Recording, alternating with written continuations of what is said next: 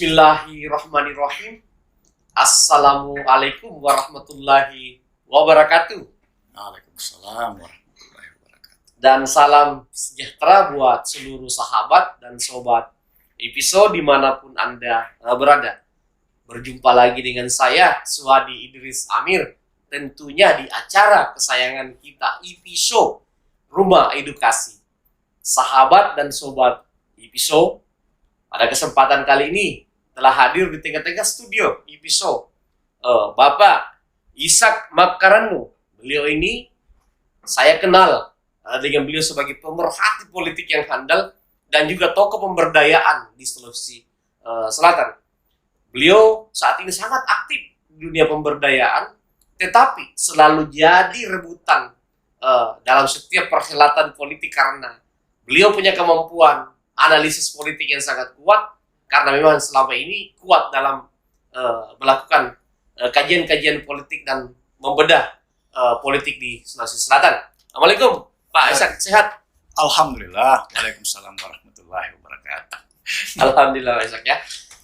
Sahabat dan sobat episode, pada kesempatan kali ini saya ingin mendiskusikan terkait menuju perhelatan Pilgub di Sulawesi Selatan. Saat ini, Pak Ishak, saat ini ada dua kelompok senior dan kelompok pemuda yang lagi menatap Pilgub Sulawesi Selatan. Yang menarik adalah karena sosok seorang Nurdin Halid masih ingin maju dengan usianya yang sudah sangat senior, dan yang menarik adalah ia mantan tokoh senior, politisi senior, mantan wali kota Makassar 2 periode, Bapak Ilham Arif Sirajuddin, pun saat ini lagi kencang-kencangnya mempersiapkan diri menuju Pilgub. Kedua tokoh ini saya pikir pemain lama sejak di era Pak Sahrul Yassin Limpo. Mereka sudah menjadi rival dari Pak Sahrul Yassin Limpo. Nah, kehadiran mereka tentu bisa mudah bisa susah. Kenapa? Karena di era apalagi saat ini yang kita tahu bahwa bermunculan tokoh-tokoh muda yang sangat potensial. Sebut saja PLT Gubernur saat ini, sebut saja Bupati Goa, sebut saja Bupati Lu Utara. Belum lagi pimpinan-pimpinan partai politik saat ini lagi dipimpin tokoh-tokoh yang masih tergolong muda dengan kapasitas dan kesiapan finansial yang sangat kuat. Sebut saja Rusdi Matse, Ketua DPW Nasdem, Andi Iwan Darmawan Aras, Ketua DPW Gerindra Sulawesi Selatan. Kemudian Taupan Pawe, walaupun sudah tergolong senior, tetapi masih di bawah Nurdin Halid. Pemain baru. Masih pemain baru. Gitu. Nah, kacamata Pak Ishak, seperti apa kira-kira peluang Pak Aco, Pak Nurdin Halid ini dalam menghadapi tokoh-tokoh muda ini yang jangan diragukan, mereka lagi berkarya saat ini, Pak Ishak. Ya, terima kasih Pak Swadi. Yang pertama ingin saya sampaikan ke Pak Swadi ini terkait dengan figur-figur senior kita.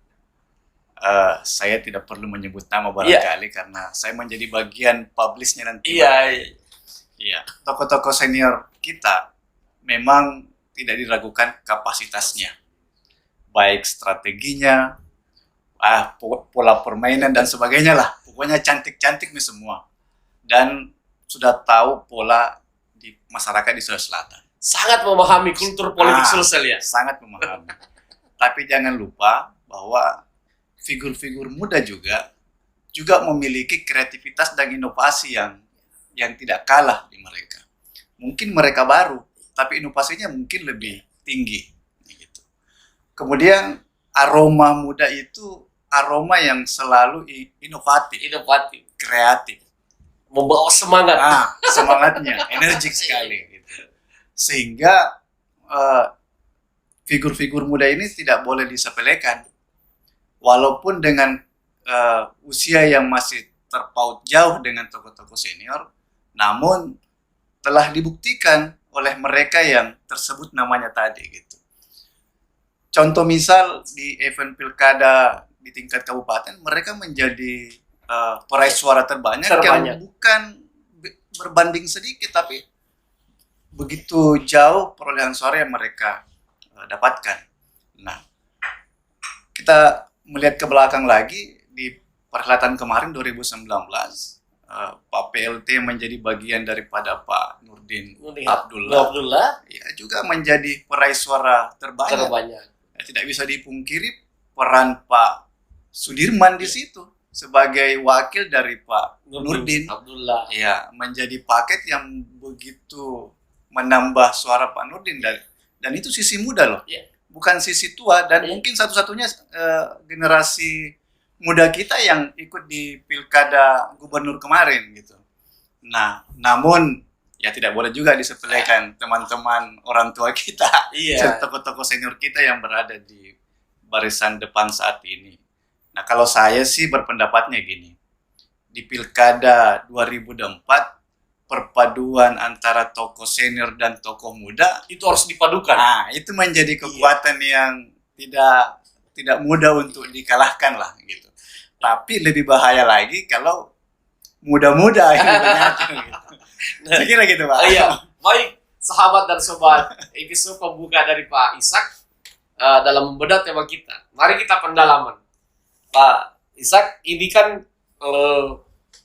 dalam pembagian wilayah geopolitik di Sulawesi Selatan, masing-masing diwakili tokoh senior dan tokoh muda yang sangat potensial. Di selatan ini ada Adnan Puricita saat ini, kalau tidak salah kemarin baru menerima gelar doktornya ya. Ini sangat sangat diperhitungkan sebagai perwakilan tokoh muda dari kawasan selatan. Nah, di selatan ini ya ada Wali Kota Makassar saat ini, Ramdan Pomanto. Pak Aco, walaupun misalnya Wali Kota Makassar 2 periode, tapi orang lebih mengidentikan dia tokoh tengah. Ya, karena dia berasal dari Kabupaten Bone kan? Hari itu. Nah, di tengah, yang di tengah ini yang paling banyak tokoh-tokohnya. Tadi saya sudah menyebut namanya Ketua Golkar, Taupan Pawe. Menyebut tokoh seniornya Golkar, Nurdin Halid.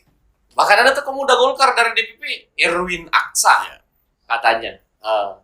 Ada pimpinan Partai Gerindra Sulawesi Selatan, Iwan Darmawan Aras. Di utara ada Remes yang disebutkan tadi, Indah Putri, Indriani. Kemudian ada tokoh senior Basming Matayang di sana, dan Ustaz Asis. Nah, kira-kira menurut Pak Ishak sendiri, seperti apa tokoh-tokoh kita ini harus membangun peta geopolitik agar kehadiran mereka di perhelatan Pilgub 2024 itu bisa efektif.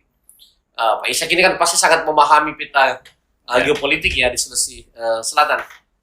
Seperti apa Pak Ishak? Iya, kita ambil contoh ya. Contoh di Pak Sahrul kemarin, antara Pak Sahrul dan Pak Agus Sarifino. Itu bertahan 2 periode. Itu kan selatan, utara. Dapil 3, Dapil 1. Ya. Kemudian di periode berikutnya Pak Nurdin selatan tengah. Nah, saat ini mungkin akan berubah metode, mungkin utara, tengah, selatan. Kalau kemarin 2 periode selatan, utara, tengah, mungkin saat ini periode ke depan mungkin dari tengah ke utara ke selatan. Bisa saja seperti itu. Iya. Nah, karena satu-satunya mungkin figur yang dibicarakan dari arah selatan mungkin cuma Pak Bupati Goa, Pak Adnan. Nah, ketika Pak Adnan menjadi rebutan yang ada di selatan, ya berarti pertarungannya ada di utara. Siapa figur yang dari utara atau tengah yang akan menggandeng Pak Adnan. Misal. Ya. Tapi kan pola-pola perpaduan kan pasti akan mereka pikirkan. dengan baik. Nah, tapi yang lebih diharap di sini adalah figur yang memiliki ruang gerak yang lebih luas. Nah, berbicara ruang gerak yang lebih luas, ya pastilah berbicara tentang siapa yang menguasai Sulawesi Selatan. Nah, yang menguasai Sulawesi Selatan kan sudah jelas bahwa ketika Pak PLT kembali mencalonkan diri, ruang geraknya lebih luas. Lebih luas. Lebih Karena sudah luas. bekerja dari Ya, sekarang. lebih luas. Nah, ketika religius ini dipadukan dengan yang teknokrat misalnya, atau yang apa namanya, Yang politisi. yang politisi muda Iya. dipadukan, ya bisa saja menjadi kekuatan. Jadi Sulawesi Selatan ini ketika dibahas bahwa pilkada hari ini, maka mungkin pilkada hari ini, pilgub hari ini, maka nama Pak Sudirman sebagai ruang gerak Sulawesi Selatan yang lebih luas mungkin masih tokoh yang paling atas gitu. Paling potensial Paling ya. potensial. Walaupun apalagi ya di balik itu ada Pak mentannya Iya. gitu, yang memiliki kapasitas begitu baik, pemikiran yang begitu luas. Ya mungkin kalau bicara Sulawesi Selatan ini mungkin separuh aja otaknya dia pakai untuk pikiran sedangkan Indonesia saja mampu dia pikir. Iya, iya, iya. Nah, olehnya itu bicara tentang figur muda tidak bisa disepelekan, tidak bisa diabaikan. Artinya Pak Aco ini akan kerja keras ya. Oh, bisa saja. Iya. Karena kan kita ke Pak Aco dulu sedikit. Pak Aco ini saat ini lagi memainkan keahlian berpolitiknya dalam merebut pimpinan di Partai Demokrat. Karena memang Pak Aco ketika ingin menatap pilgub ya harus membawa bendera partai. Karena figur-figur muda ini ada yang pimpinan partai, ada yang bukan pimpinan partai, tetapi sudah dikapling oleh partai. Iya. Sebutlah tadi PLT Gubernur dan Bupati Goa. Saya sangat yakin bahwa kedua-duanya ini sudah dikapling oleh partai politik. Iya. Nah, seperti apa kira-kira geliat Pak Iyas ke depan? Apakah kacamata Pak Iyas ini bisa merebut Demokrat, dan apakah Demokrat bisa menjadi modal dia untuk melawan figur-figur muda ini, Pak Isak? Iya. Ya, politik kan semua serba mungkin gitu. Tidak ada yang tidak mungkin. Dinamis. Sangat dinamis. Sehingga berbicara Demokrat, Iyas pernah memimpin Demokrat. Paling tidak dia memiliki ruang berbicara di partai itu. Nah, seperti apa? Mungkin bisa saja nanti akan terjadi kolaborasi. Tetap Pak Nikmatullah menjadi Sekretaris? ketuanya mungkin, Ketua? tapi figur kandidatnya bisa saja seperti itu. Saya pikir itu salah satu solusi. Iya. Kalau memang keinginan Pak Iyas hanya untuk mengendarai Partai Demokrat, saya pikir itu tadi salah satu solusi ya Pak Isak ya. Bisa saja. Iya. Bisa saja. Nah, tanpa Demokrat, apakah Pak Iyas ini masih ada potensi dilirik partai lain dalam kacamata Pak Isak? Ya, saya bilang tadi, semua memiliki potensi, semua memiliki ruang dan peluang untuk itu. Pak Iyas juga pernah memimpin Golkar, dan di pencalonan kemarin semangat baru, kalau tidak salah, semangat baru dia didukung oleh beberapa partai. Nah, bisa saja partai-partai itu memungkinkan untuk kembali mendukung Pak Ilham. Tinggal bagaimana caranya, ya itu lagi. Nah, tapi dengan banyaknya figur yang bermunculan, mungkin bukan pekerjaan ringan bagi Pak Iyas untuk mendapatkan kendaraan partai. Betul. Pak Isak, ini di perpolitikan menuju 2024 ini ada satu keluarga yang kelihatannya akan sangat diperhatikan, dipertimbangkan di 2024, yaitu keluarga Kapolda Metro Jaya, Pak Limra ya. Kelihatannya dua saudaranya itu telah muncul di daerah selatan. Walaupun masih dikait-kaitkan sebagai bakal calon bupati di Takalar dan di Goa kan. Mungkin Pak Isak tahu ya. Nah, seperti apa kehadiran keluarga ini kira-kira mewarnai perpolitikan khususnya di selatan? Apakah kehadiran mereka bisa mengganggu Adnan Puricita ketika dia menjadi partner bagi figur-figur dari tengah dan utara untuk melawan Adnan? Karena banyak juga yang berpikir begini Pak Isak. Keluarga Ising Limpo dalam hal ini Pak Adnan yang mungkin akan menjadi perwakilannya, itu tidak ada yang mau jadi 02. Kecenderungannya ketika hanya 02 itu tidak mau. Walaupun Pak Sarul pernah mempraktikkan itu di era Amin Sam kan saat itu. Tapi setelah kepemimpinan Pak Iksan, nyaris tidak pernah didengar keluarga Yassin Limpo mau menjadi orang nomor 2 dalam setiap perhelatan pilkada. Kira-kira keluarga Kapolda Metro Jaya ini bisa nggak mengganggu eksistensi keluarga Yassin Limpo di selatan dalam perhelatan pilgub? Ya bisa saja ketika dia menjadi rival ya, bisa saja. Tapi saya kira untuk wilayah selatan nama yang bermunculan kan yang tersantar di masyarakat kan cuma Pak Adnan saja. Kalaupun nanti keluarga Kapolda Metro Jaya ini yang santer terdengar kan di wilayah Goa saja untuk pilkada Goa. Goa Takalar. Ya. Kalaupun nanti akan berseberangan karena beda pilihan dan karena ini kan pilkada serentak, iya, ya, serentak. Bisa serentak. Nah, bicara serentak, ya pasti bisa saja menjadi hal yang berbeda. Tapi saya lihat ruang perbedaan itu akan tipis nantinya. Akan tipis karena memiliki ruang gerak sendiri.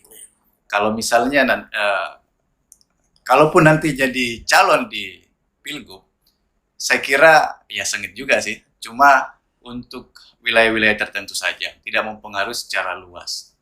Nah, namun demikian tetap harus menjadi hitung-hitungan para calon ke depan. Saya kira itu, Pak. Pak Ishak kan saat ini terakhir-terakhir ini konsentrasi di pemberdayaan. Kira-kira perhatian para elit-elit politik kita ini pada konsep pemberdayaan itu sejauh apa sampai hari ini? Karena tidak ada pilihan lain saat ini untuk mendekati masyarakat ya dengan konsep pemberdayaan. Artinya ada program-program real, ada perhatian-perhatian real, apalagi di era pandemik seperti ini. Dari nama-nama yang kita sebutkan, calon-calon pemimpin kita, siapa yang dalam kacamata Pak Ishak yang memiliki kepeduliannya terhadap dunia pemberdayaan hingga saat ini? Wah, saya tidak mau kampanye nih, Pak.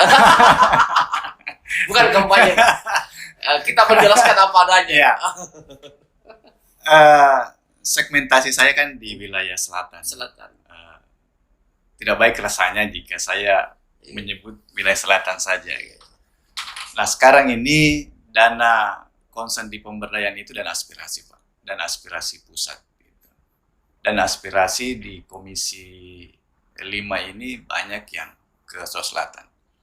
Kita sebut saja dari Bapak Hamka BKD. Hamka BKD. Ya, Hamka BKD itu miliaran loh kemarin. Kalau Aji Aras sebagai Komisi 5? Aji juga. Aji Aras juga. Aji Aras malah lebih banyak di Bulukumba. Di Bulukumba. Katanya Sopeng juga. Ya, banyak juga sana. Jadi dia keliling. Semua daerah dapil yang mereka miliki itu jadi bagian daripada pemberdayaannya. Andi Iwan Aras? Andi Iwan Aras Komisi juga. 5. Andi Iwan Aras juga. Ada. Dia di daerah Wajo, Baru, banyak. Ibu yang dari Tator juga banyak. Jadi untuk pemberdayaan kita memang banyak dari sektor Komisi 5 yang kurang barangkali dari pemberdayaan politik. Jadi masyarakat belum mendapatkan pendidikan politik yang maksimal. Yang maksimal. Kalau posisi saya mengukur dari sisi pemberdayaan kan ada 4. Ada tidak berdaya, berdaya, mandiri, dan menuju badani. Posisi politik kita untuk pemilih saya belum bisa mengatakan kita pada posisi berdaya. Belum. Jadi masih bertransformasi dari posisi tidak berdaya ke berdaya. Artinya memang tidak heran ketika pragmatisme itu melanda perpolitikan ya. Karena kalau indikatornya tadi masyarakatnya baru dari tidak berdaya menuju berdaya, belum kepada kemandirian, artinya memang masih jauh loh dari masyarakat kita untuk bisa keluar dari yang namanya zona pragmatisme, Pak Ishak ya. Sangat jauh. Misalnya begini, Pak. Calon kita ambil dari sisi pileg dulu, pemilihan legislatif. Pemilihan legislatif kan kita bicara partai. Tapi kemudian masyarakatnya tidak memilih partai, tapi memilih orang. Itu satu. Sehingga menimbulkan partainya kadang terlupakan. Itu juga bagian yang menurut saya yang perlu sedikit melakukan pembenahan. Kemudian yang kedua, ketika bicara pilkada ini kadang masyarakatnya calonnya tidak karena ketemu sama tim suksesnya saja. Nah, pada saat pada saat seperti itu program kerja tidak lagi menjadi hal yang penting. Iya. Tapi yang penting adalah apa yang saya dapat pada saat itu. Jadi pragmatisme itu menjadi bagian karena wilayah kerja yang dimiliki oleh kandidat itu ya cukup luas. Kemudian mungkin dari sisi waktu yang sempit, tidak banyak, ya sehingga ya seperti inilah jadinya. Nah, satu lagi Pak, posisi transformasi politik di masyarakat ini juga masyarakat kadang mungkin kalau bicara visi misi berapa banyak masyarakat yang paham visi misi. Nah, sementara transformasi ke berdaya itu salah satu indikatornya adalah masyarakat memahami visi misi kandidat atau caleg. Nah, sementara posisi tidak berdaya ini kan posisi tidak memahami apa-apa. Kemudian untuk bertransformasi ke posisi berdaya, minimal satu, dia memahami visi misi kandidatnya. Nah, ini yang kurang tersosialisasi atau mungkin kurang terjabarkan atau mungkin kurang pendekatan. Atau mungkin masyarakat karena faktor kondisi dan lain-lain tidak peduli dengan visi misi itu Pak Ishak ya. Nah, saya kira masyarakat itu kalau dibilang tidak peduli, saya kira tidak. Mereka peduli. Buktinya pada saat pemilihan mereka datang memilih. Tapi apakah mereka datang memilih itu karena digerakkan atau digerakkan karena hati nuraninya sendiri untuk berpesta secara demokratik atau digerakkan? Nah, posisi saat ini yang saya nilai karena kita banyak bergaul di level grassroots berhadapan dengan masyarakat, saya kira pola pendidikan orang dewasa dalam praktek politik kita belum terjabarkan dengan baik. Contoh misalnya pengalaman masa lalu belum dijabarkan kepada orang-orang yang ada saat ini. Pengalaman orang-orang dewasa kita yang sebelumnya tidak terjabarkan dengan baik bahwa proses politik ke anak-anak mungkin kurang atau tidak terjabarkan dengan baik. Nah, di sini peran partai politik sebenarnya. Kendaraan politik bukan hanya untuk mencapai suara, tapi kendaraan politik untuk melakukan pendidikan politik ya, secara langsung maupun tidak langsung. Jadi kandidatnya untuk dipilih, menurut saya tugasnya kandidat bagaimana meningkatkan elektoralnya, tugas partai bagaimana melakukan pendidikan politik di masyarakat. Sehingga pada saat pilkada selalu terjadi dua hal yang selalu terkait. Kandidatnya dan tim suksesnya melakukan elektoralnya, kemudian partai politiknya melakukan pendidikan politiknya, bukan terbalik. Saya kira itu Pak. Betul. Baik Pak Ishak, menarik sekali diskusi dengan Pak Ishak, sahabat dan sobat episode.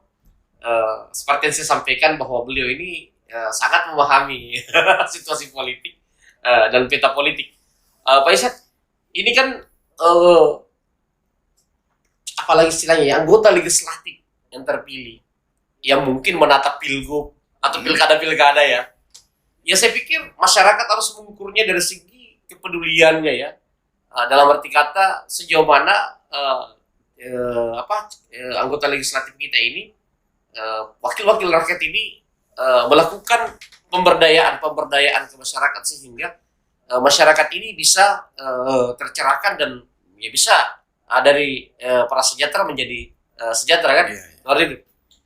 Kalau kacamata Pak Ishak sendiri, hal-hal apa saja yang perlu dilakukan para wakil-wakil rakyat kita atau calon-calon kepala daerah kita ini, yang ya dalam arti kata Pak Ishak ini mewakili masyarakat sebagai tokoh pemberdayaan kan, seperti itu.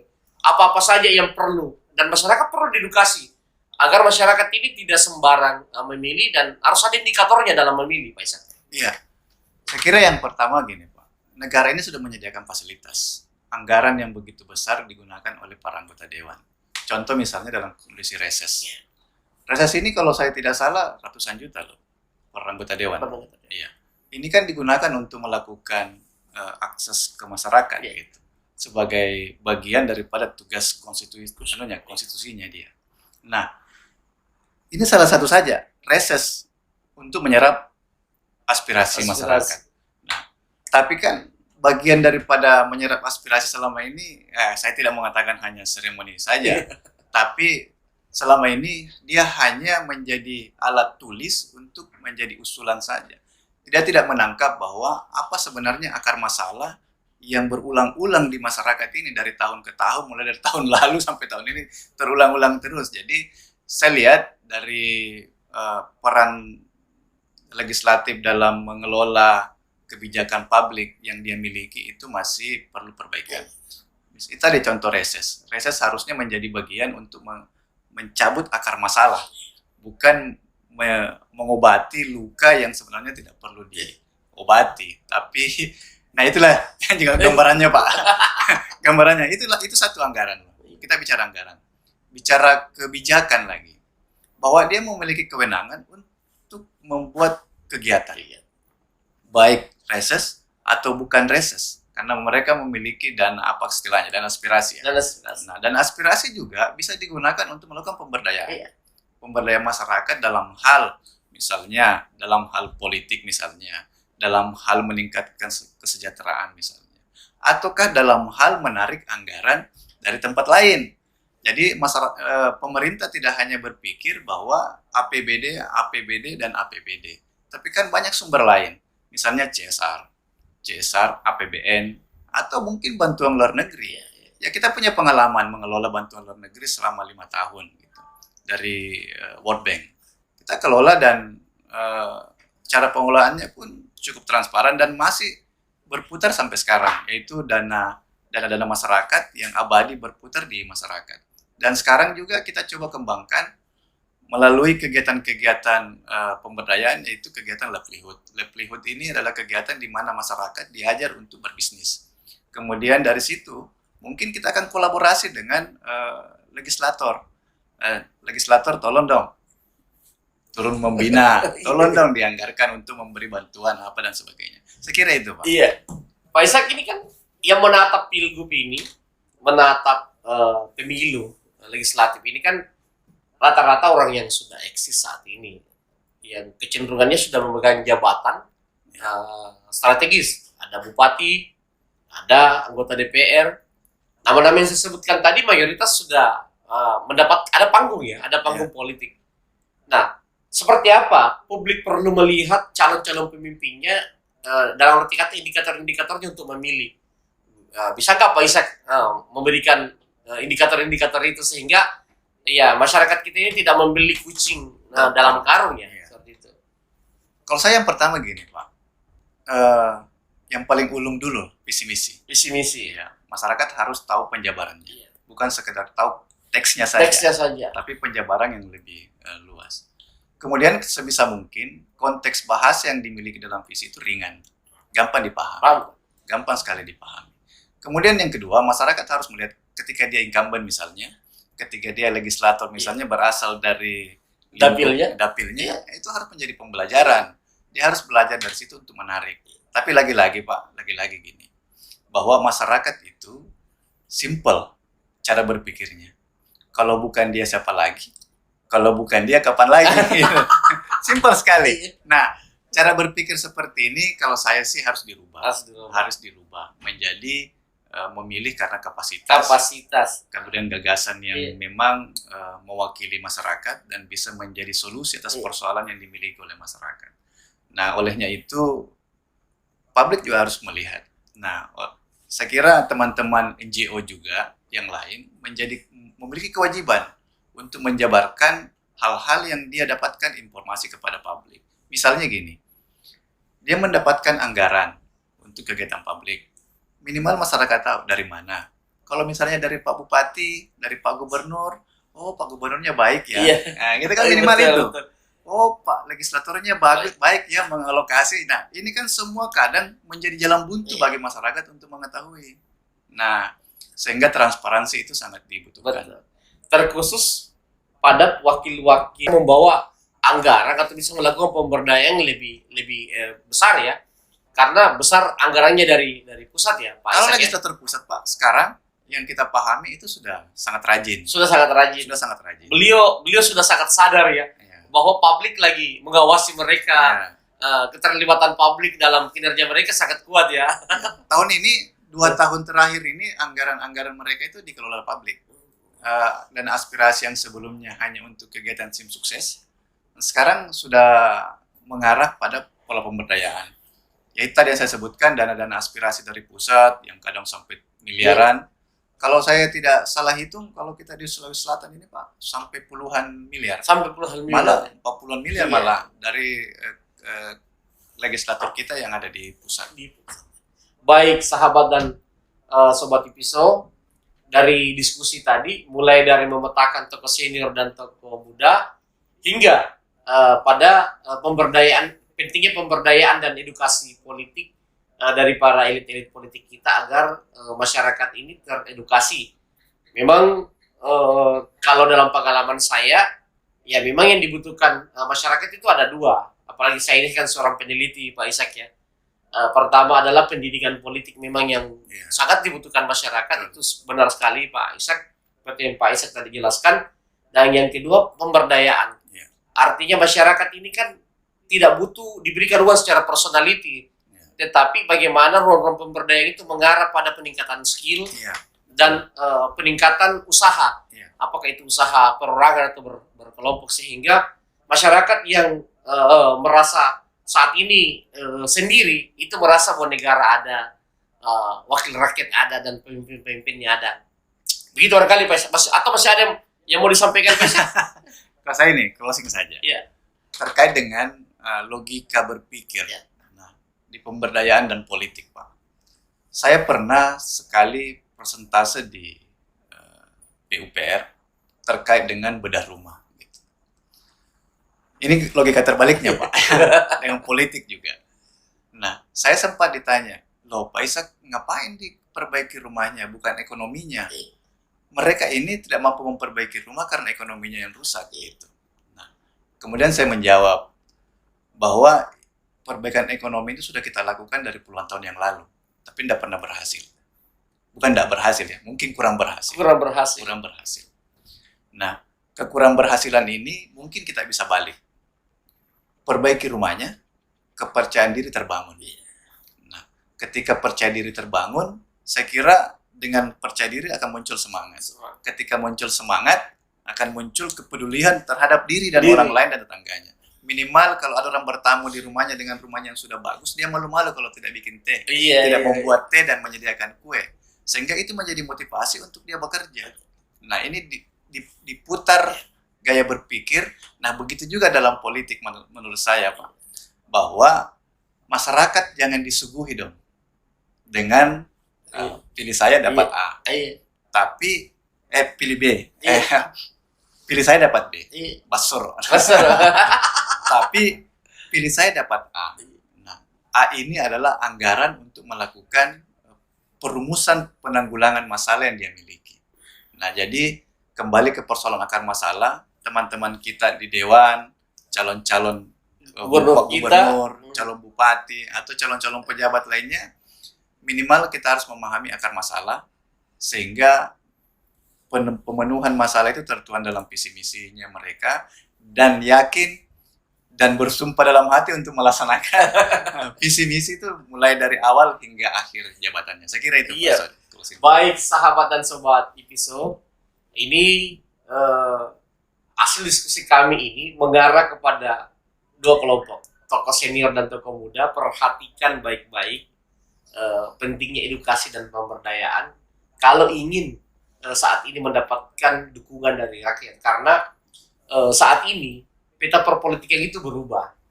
Saat ini keterlibatan publik itu sudah sangat jauh, sudah sangat dalam, sehingga ketika calon-calon kepala daerah kita, calon gubernur kita, calon legislatif kita tidak hadir dalam persoalan-persoalan masyarakat, percayalah bapak-bapak atau ibu-ibu akan ditinggal oleh rakyat atau tidak dipedulikan oleh rakyat. Sekian, terima kasih Pak Ishak atas edukasinya kepada masyarakat Sulawesi Selatan dan sahabat dan sobat Ipiso. Jangan pernah jenuh untuk diundang Pak Ishak ya. Assalamualaikum warahmatullahi wabarakatuh. Waalaikumsalam warahmatullahi wabarakatuh.